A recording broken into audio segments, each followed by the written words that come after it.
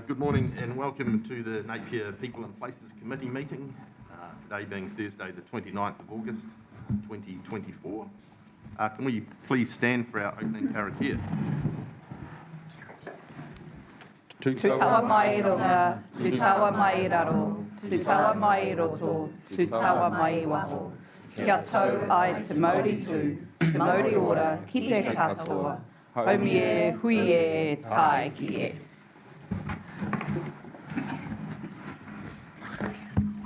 Just a reminder that this meeting is being recorded and is live streamed on Council's Facebook page. I'm going to call for apologies. So far I've got Councillor Brown and looks like everyone else is here. Can I have a mover and a seconder for the apologies, please? Councillor Mawson and Crystal. All those in, I'll put the motion. All those in favour say aye. Aye. Against? Carried. Are there any conflicts of interest to declare for this first meeting? No, that's good. There's no public forum today. Any announcements by myself? I will save those to the end of my meeting. Any announcements by management? No. Anyone else? Announcements by the Mayor? No. I'm going to call for any minor matters that are not on the agenda for discussion. Councillor Brown. Thank you. Yes, I have a minor matter regarding vape shops. Thank you. Vape shops? Yep. We'll do that at the after the first agenda item. We'll come back for that. Remind me. Thank you, Mr. Chair. Can I have a confirmation of the minutes from Thursday the 18th of July 2024 and they be taken as a true and accurate record of the meeting? I don't know if I was there or not. Councillor Gregg and Taylor. I put the motion. All those in favour say aye. Aye. Against? Carried.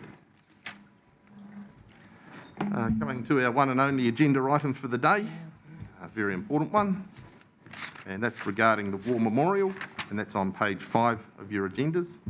And presenting the report today will be Thunas Kluter. It's all yours, mate. Thank you, Mr. Chair.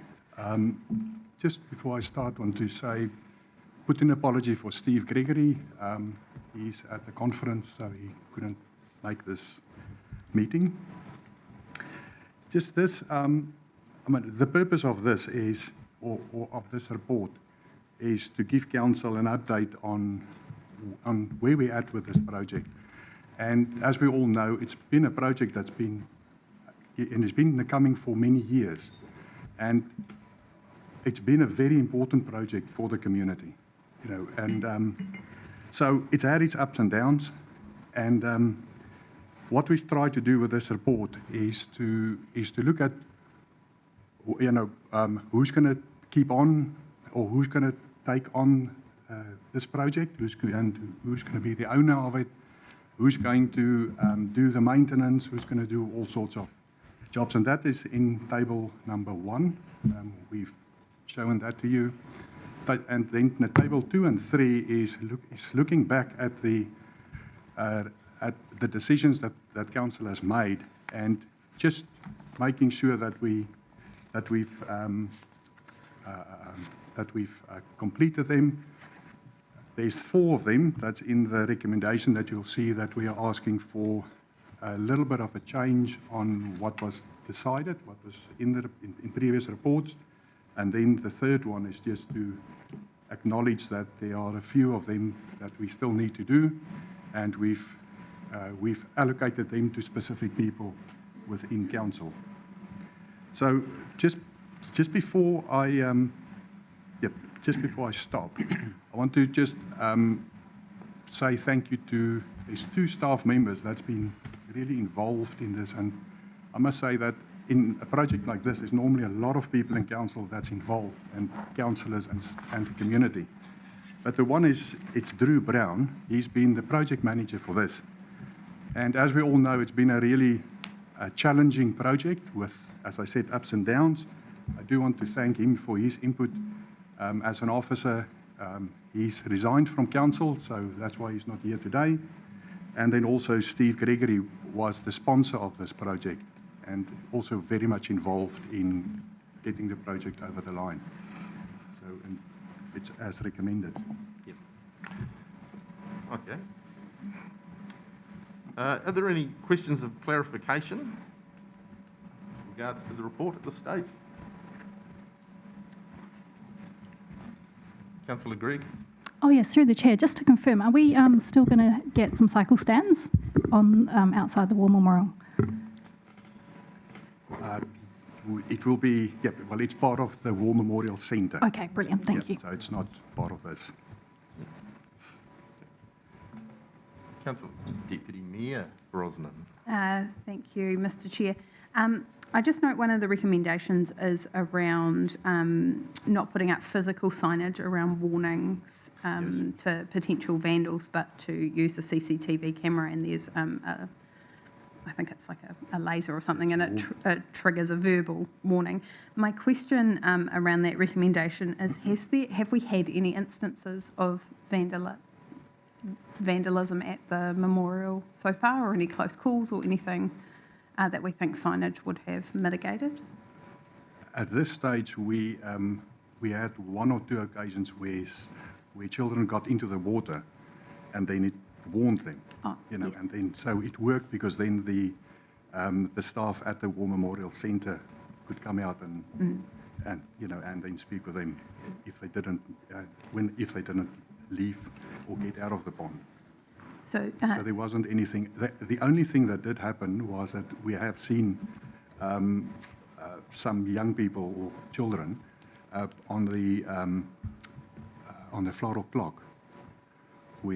We saw children playing on the on the arms of the, but that was before we did put in a CCTV camera there, and yeah, so that's not happened according to my information.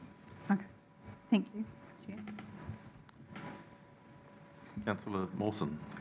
Yeah, just sort of looking at just general discussion about point 6 in the report. And it talks about the forecourt. Now, at the moment, the forecourt is not used for general parking of vehicles, drop-offs and pickups or a turnaround bay. And I appreciate that policing will be an issue, especially if we're looking at having no signage. But I just wondered whether or not that could actually have a bit of discretion in there for those with disabilities to actually be able to use that as a turnaround bay, so those with mobility parking permits and so forth.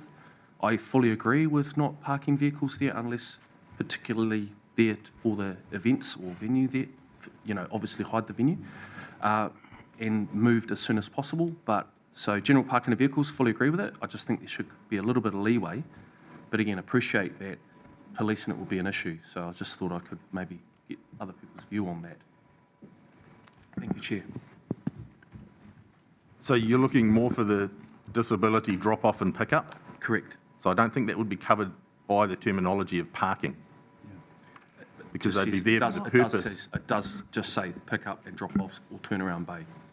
So it would be using those. It's just wording. Yes. According to our policy, we do have discretion by the manager of the centre. Okay. And the practical activity that's happening there, it does happen. We don't stop people from picking up or dropping off people with a disability. Okay. Thank you. Councillor Bogue? Yes, through you, Mr Chair.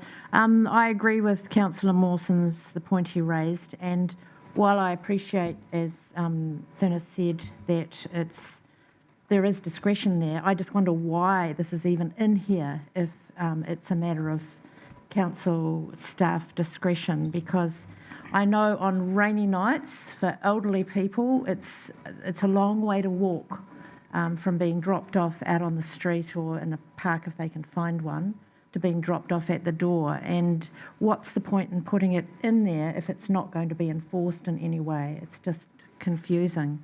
Could there be something in about staff discretion or just to show that it's not advised, it's not legally, we can't park the cars there permanently or anything, but that there will be some discretion in terms of under certain circumstances for drop-offs? The policy, as I said, does allow the manager to have that discretion. But what we're trying to do with this is not to have people park there, because that's the big issue. You know, it's more the parking than allowing some people with a disability or a need to just be picked up and taken out. But if I could just add, it does say the forecourt is not to be used for drop-offs or pickups or Yes. turnaround bay. Yes. So you're saying that's not the case? Well, it's a discretion. So in general, we're saying no, but there is a discretion. With Sorry. Mayor through- Wise. Through the chair, I was just going to provide some context as to why that was included in the policy, and it was in recognition of the fact that the whole site is the war memorial, and the community expressed their desire that it wasn't going to just become a parking bay and a pick-up drop-off point. So it's to give that level of protection, but certainly acknowledging the points raised by both Councillor Mawson and Councillor Bogue, where it is appropriate and there is a need, then we have the discretion to do that. And I like how it's done like that, rather than I use it as a drop-off for perhaps a business across the road. That excludes that, but it does leave it open for a little bit of interpretation by the management to police it and as per the policy. Any other questions? Councillor Taylor. Thank you, through you, Chair. 1.5 implications financial. It says the overall cost of the restoration program will be communicated to council through a council project update report. When is it likely that we would have that report as to the total cost of the project? For you, Chairman. It is going to come within the next, let's say, the next month. We should have all the information. What's been holding us back is there's been the goalpost has been moved, slightly from time to time, and we've now come to a point where we have to draw a line in the sand, stop these invoices coming through, and then get it through our CE for sign-off or approval, and then through the process of an updated report to council as a project. So we could expect that to be within the next 3 months? Yes, definitely. Thank you. 3 months, yeah. Deputy Mayor Brosnan. Thank you, Mr. Chair. One of the questions I have is in relation to, I think it's the only recommendation we're recommending that we change significantly around the forecourt flagstone. And my question is it a heritage item? The flagstone itself, Correct. I don't know if the item itself is a heritage item. I'll have to come back beyond that one. We did try and find the flagstone and to see where it is, and we couldn't locate it. Yeah, thank you, Mr. Chair. My understanding was through my involvement in the working group, my understanding is that there was no original flagstone as part of the memorial. It was introduced in '95, and it had the words Napier War Memorial Conference Centre on it. People may remember a large black square, I think it was. And so I think what I'm interested, Mr. Chair, in understanding is if we do not have that to reinstate, and quite frankly, I'm not sure we would reinstate it with the words Napier Conference Centre on it, is recreating a new flagstone, creating a heritage item. I'm interested in the heritage advice around that matter because I have had conflicting views. And through you, Mr. Chair, I'd hate to put someone on the spot, but I see we have a heritage expert in the room, and if they were prepared to comment on it, I wonder if you would be interested in providing that opportunity. Always happy to listen to experts from the community. I would hate to put Dorothy on the spot, but if she was of a view, I would be very interested in hearing it, Mr. Chair. And so would I. Dorothy, would you be prepared to come up and share some of your knowledge and information with council and the community? Without putting you on the spot, of course. You can either take the empty seat here or head down the end, whichever you prefer. But we prefer to use the microphone because we're going out via Facebook as well. Is that on when it's That's on, green? yes. Right, okay. Well, I think Annette is correct that it was instated at 1995, but I don't think it said Napier Conference Centre. I think it said Napier War Memorial Centre Conferences and Events, which was supposed to sort of cover both fields. The fact that it has been damaged and can't go back doesn't preclude it being replaced as a heritage item. I mean, Sorry, Constance, I don't think it exists any longer. It's not that it's damaged, it just doesn't exist. Yeah. So if you can't reinstate what was there, then obviously it is the second option to replace it. So if you consider it a heritage item, then that would be the best option. I'm in two minds about that. I know there are people like Craig who are quite adamant on the fact that they want it to go back. And I don't believe that it... I guess that the 1995 alterations are part of the heritage history of the actual facility, if you can put it that way. So there are two ways to look at it, really, I guess, and it's up to you to decide. But my preference would be to see it back there because it has been part of the heritage since 1995. Thank you, Mr. Chair, and thank you, Dorothy. That was helpful context. So just have a look at how it's worded. Do we have that in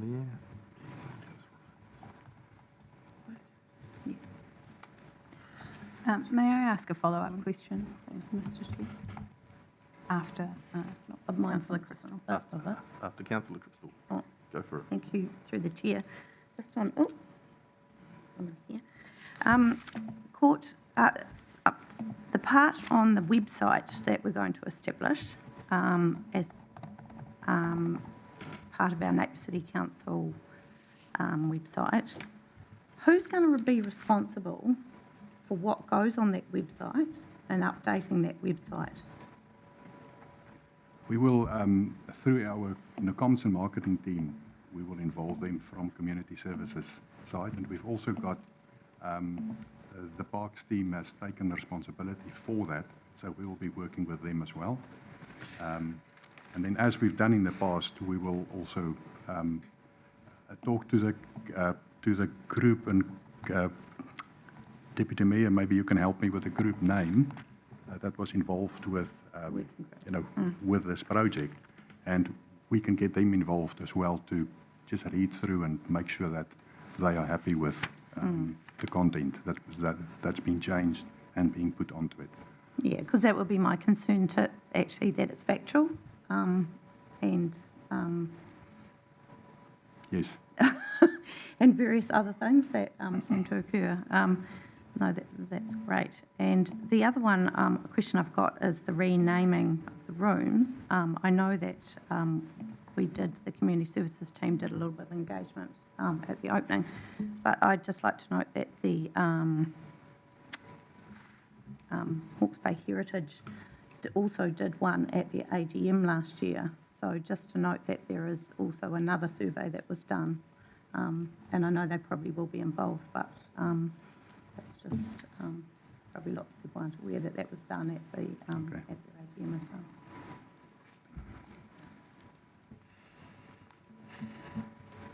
I see Deputy Mayor Brosnan writing away.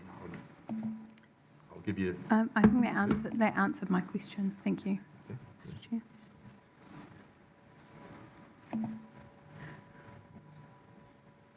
Right, any further questions or discussion?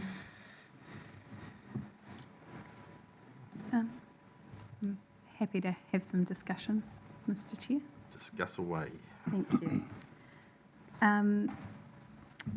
Sorry, I'll just scroll back up to the resolutions. If I work through the resolutions in Part B and just sort of share my view. I'm interested in the tables view as well. I think considering the forecourt, the forecourt sign and the decisions made previously about this, what we've just heard today, and also I do understand there was something similar in the original, which said War Memorial Hall. I think that was replaced with War Memorial with the conferences and events, the flagstone we're talking about. I am quite confident that we could probably find a position for it that wouldn't impact the operations of the centre. So I tend to lean towards retaining the resolution around there being some sort of sign at the front, a forecourt sign at the front of the building. I'm quite happy with the other recommendations from staff. I think the website itself, the intention is to obviously create a community group that would over time potentially manage this. There had been talk around a trust in the resolution, like what happens with the memorial in Wairoa. My position on that is I think it should be community-led, and that what staff are proposing is a good gateway to that, where we have the appropriate organisations sort of start that work, and maybe over time that transfers into a different entity. So I'm quite comfortable with 1 and 2 and 3 under B in that regard, and also very comfortable, I think, with not having physical warning signs on site, bearing in mind we have this new technology providing verbal cue warnings for potential vandals of the area. So that's my discussion on the resolutions. I'd be quite comfortable with 2, 3 and 4, and perhaps retaining 1. Any further discussion?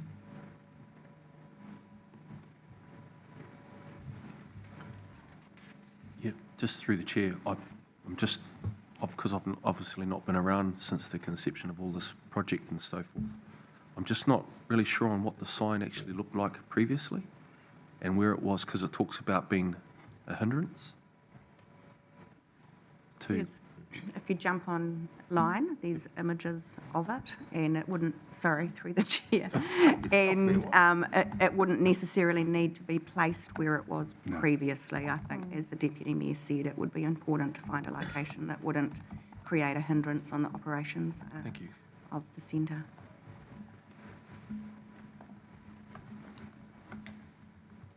Any further discussion?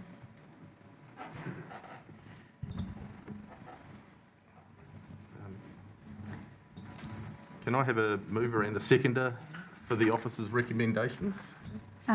Through you, Mr Chair, I'd be quite comfortable to move the officer's recommendation omitting I under B. Happy to second.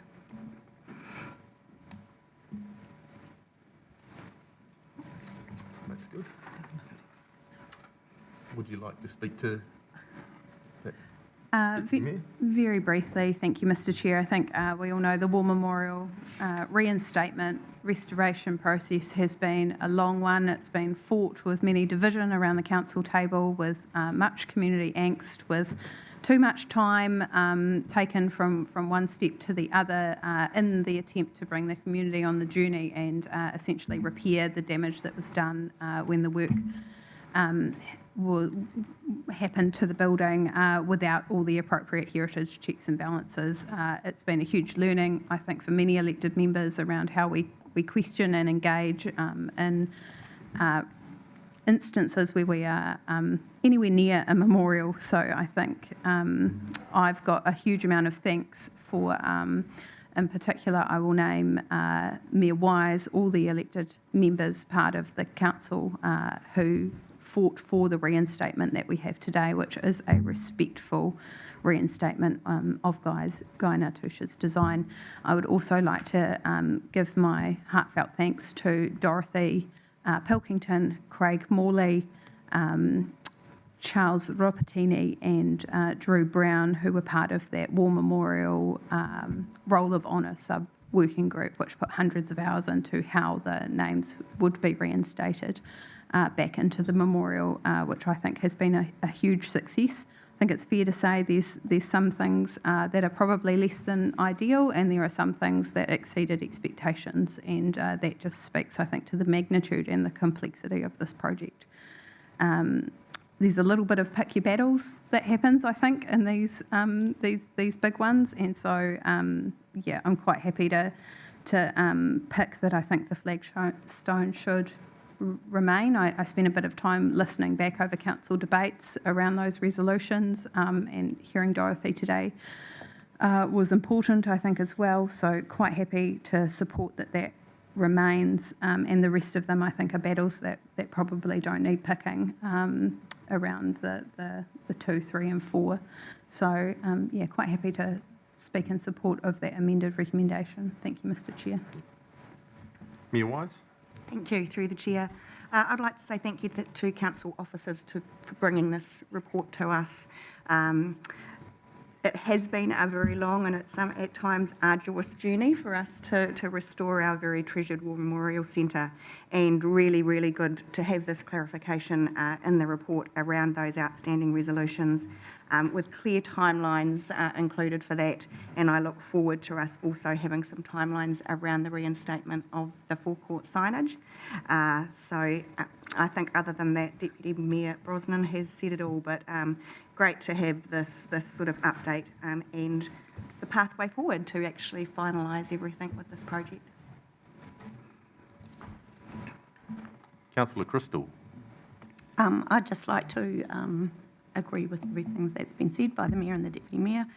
As everyone knows, this is a catalyst for me being around this table, and be really good to get all these resolutions finished, and so we don't have to sit here and have these conversations anymore. I'd also like to really remind people to call it the Napier War Memorial, not conferences and events. Happy to suspend standing orders if anyone else would like to speak affirmatively to the motion, or if there's anyone who'd like to speak against the motion. With no further speakers, I will now put the motion, and that is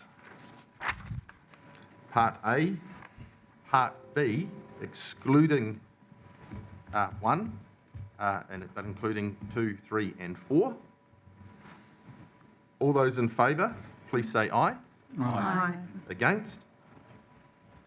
Carried. Right, that's the end of our agenda item. Well done, team.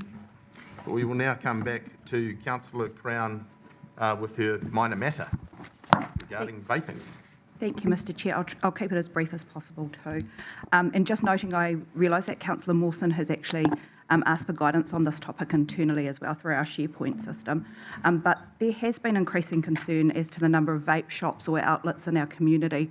I know a lot of us are actually getting this question from residents, and that there's been a bit of work and a bit of a furore across the bridge as well with our Hastings counterparts, and Sukhdeep Singh, for example, a real community stalwart, bringing together his community members to demonstrate against it. But my understanding is that the ability to limit the introduction of these businesses falls outside of our remit at council, and it sits with the Ministry of Health. So I'm just looking for someone to be able to confirm this or correct it and tell us what work we're undertaking internally regarding vaping in our city. Linus? To you, Mr. Chair. Now, unlike now, from an alcohol viewpoint, we don't, as a council, we don't have any control on the vaping. It is the Ministry of Health, through the Vaping Regulatory Authority, that controls it. And then also from a local position, we have Health New Zealand, Tifa Te Ora, have oversight of tobacco and vaping retailers. Now, as a council, what we do is, the role that we play in this space is where we support the national direction to provide and encourage smoke-free and vape-free outdoor public spaces.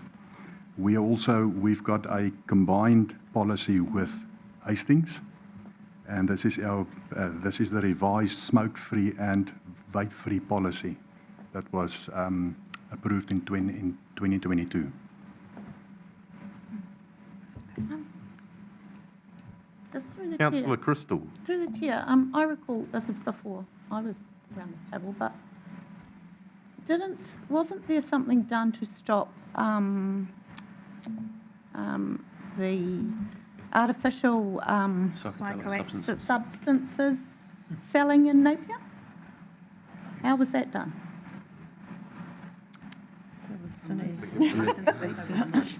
Yeah.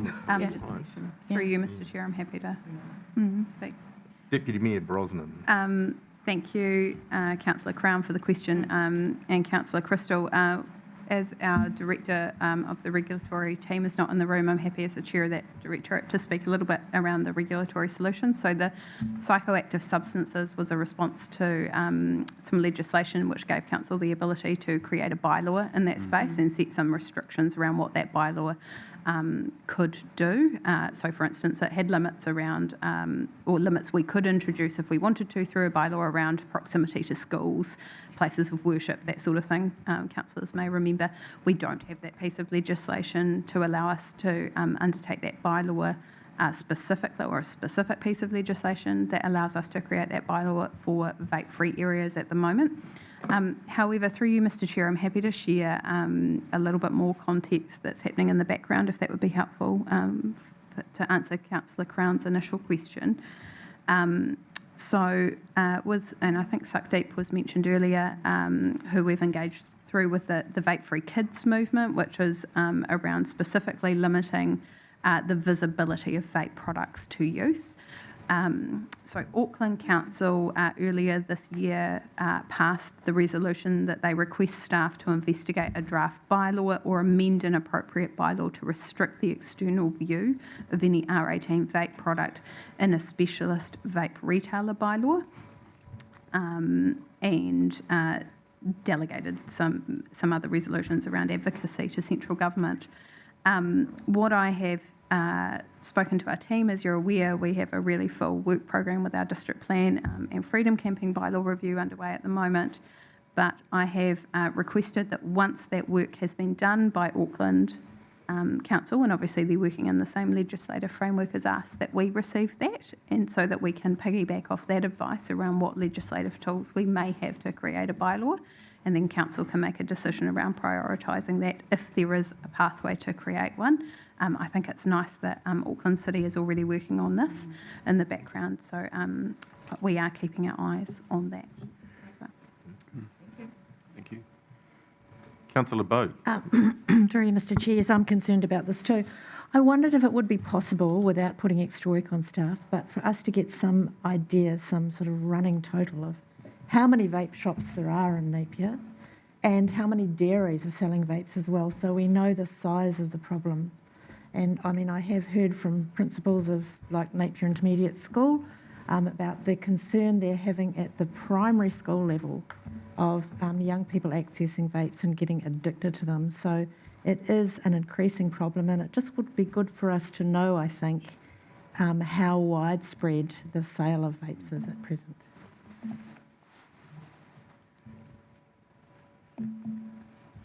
You happy with your response, Councillor Crown? I'm incredibly happy with the response. Thank you very much, Mr Chair. Run with that. We'll take that as a good day.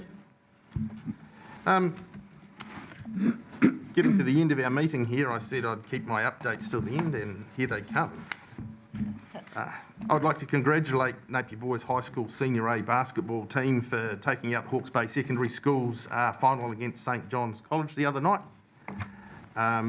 Good luck to those two teams at next week's regional qualifiers in Palmerston. Go and do us proud. And just a shout out to all those competing or assisting in the Paralympics, which start today. So good luck to those, our locals and fellow Kiwis. And just a reminder for everyone, the Home and Garden Show is on this weekend at McLean Park. So we'll talk McLean Park up when we can. And normally thousands of people go through there and have a good time. now declare my meeting closed. Closing, Cuddy. And would